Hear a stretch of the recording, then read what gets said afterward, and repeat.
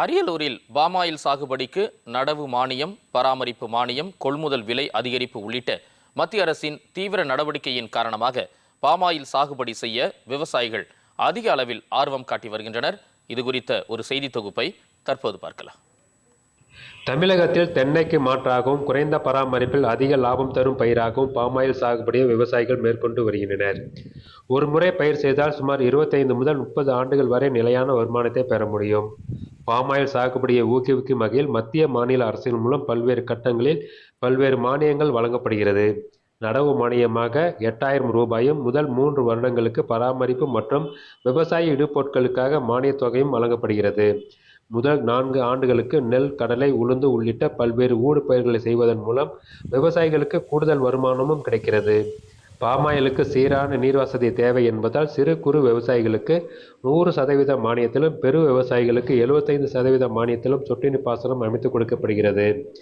தற்பொழுது பாமாயில் குலைகளுக்கான விலையை மத்திய அரசு அதிகரித்திருப்பதன் மூலம் விவசாயிகள் அதிக வருமானத்தை பெற முடியும். பாமாயில் பல குலைகளை அரசுடன் ஒப்பந்தம் செய்து கொண்ட தனியார் எண்ணெய் ஆலை நிறுவனங்கள் விவசாயிகளின் தோட்டத்திற்கே வந்து பழங்களை நேரடியாக கொள்முதல் செய்து கொள்வதால் விவசாயிகளுக்கு விற்பனையில் எந்த பிரச்சனையும் இல்லை.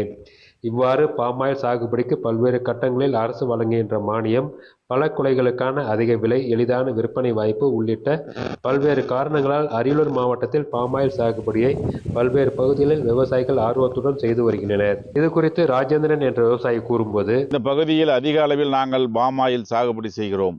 இதற்கு கடந்த காலத்தில் இருந்ததை விட தற்பொழுது விலை சற்று கூடுதலாக அறிவிக்கப்பட்டு போதுமான லாபம் கிடைப்பதால் விவசாயிகளாகிய நாங்கள் இந்த பாமாயில் சாகுபடியை செய்து வருகிறோம்.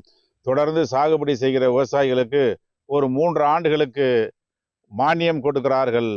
அந்த பயிரை பராமரிப்பதற்கான மானியமும் வழங்குகிறார்கள். முதலில் நடவு செய்கிற பொழுது 8000 ரூபாயும், அதற்கு பின்பாக பராமரிப்பு செலவாக உரம் உள்ளிட்ட இடுபொருட்களுக்காக 5500 உள்ளிட்ட தொகையும், அடுத்தடுத்த ஆண்டுகளில் அது படிப்படியாக குறைந்து ஒரு 3 ஆண்டுகளுக்கு அந்த மானியத் தொகை வழங்குகிறார்கள். அது விவசாயிகளுக்கு உபயோகமாக இருக்கிறது பராமரிப்பு செலவில். டிடி தமிழ் மற்றும் ஆகாஷ்வாணி செய்திகளுக்காக அரியலூர் செய்தியாளர் ராம்குமார்.